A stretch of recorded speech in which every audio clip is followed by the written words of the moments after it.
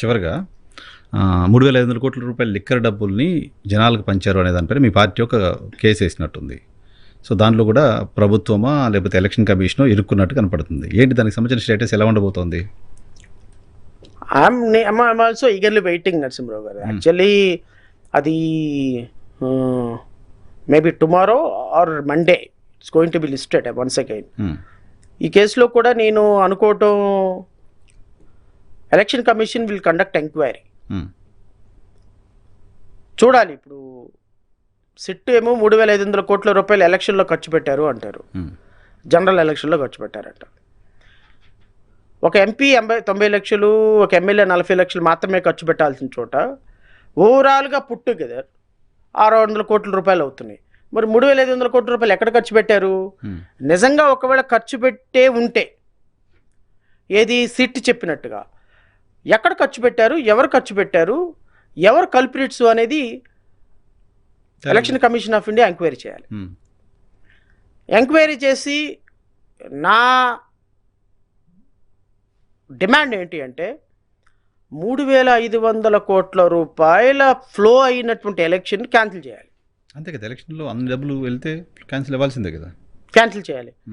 లేదు సిట్ ప్రకారమే, సిట్ చెప్తుంది అబద్ధం, మేము ఏ విధంగానూ ఎలక్షన్లో డబ్బులు ఖర్చు పెట్టలేదు, సిట్ చెప్తుంది అబద్ధం అంటే ఆ ఫైండింగ్ అని ఇవ్వాలి. ఏదో ఒకటి చెప్పాలి కదా. అల్టిమేట్గా election commission is answerable party. అయితే ఎలక్షన్ కమిషన్ కరెక్ట్ లేకపోతే సిట్ కరెక్ట్? బోత్ కరెక్ట్ సాధ్యం కాదు. Both are not correct at one point of time. Either SIT may be right or election commission may be right. So వీళ్ళిద్దరు ఎవరు right? SIT right అనుకోండి, election commission has to cancel the election. Election commission correct అనుకోండి, SIT file చేసిన finding wrong. మద్యం కొమ్ముకోవడమే లేదు, ఇంకా పంచడమే లేదు, ఇంకా ఇక లిక్కర్ లేదు, డబ్బు లేదు, స్కామ్ లేదు, ఇదంతా బోగస్. అంటే కేవలం ప్రతిపక్షాలను టార్గెట్ చేయడానికి 3,500 కోట్ల రూపాయలు ఎలక్షన్లో ఖర్చు పెట్టారు అని చెప్పేసి వాళ్ళు ప్రజల మీదకి ఒక పొలిటికల్ స్టంట్ వదిలారని అర్థమవుతుంది. లేదు నిజంగానే 3,500 కోట్ల రూపాయలు ఎవరెవరు పంచారు, ఎక్కడ పంచారు, ఏ పార్టీ పంచింది అనేది సిట్ అధికారులు ఎవరైతే ఉన్నారో వాళ్ళని పిలిచి ఎలక్షన్ కమిషన్ ఎంక్వైరీ చేయాలి. ఇప్పుడు వాళ్ళు 3,500 కోట్ల రూపాయలు 2,000 మందిని ఎగ్జామిన్ చేసి కొన్ని డాక్యుమెంట్లు సీజ్ చేశారు. ఆ డాక్యుమెంట్లన్నీ కూడా ఎలక్షన్ కమిషన్ ఎగ్జామిన్ చేయాలి. ఇప్పుడు ఎలక్షన్ కమిషను, రాష్ట్ర ప్రభుత్వం ఈ రెండు కొట్టుకోవాలి. ఈ రెండు కొట్టుకొని ఎవరు కన్ఫర్మ్ చేస్తారో, ఎవరు వస్తారో బయటకు చూస్తే ప్రజలకు ఒక క్లారిటీ వస్తుంది.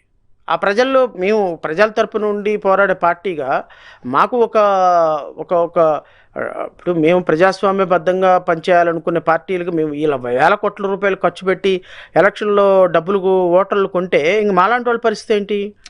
So somebody has to bell the cat. So అది మేము కట్టే ప్రయత్నం చేస్తున్నాం. చూద్దాం how election commission will react అనేది.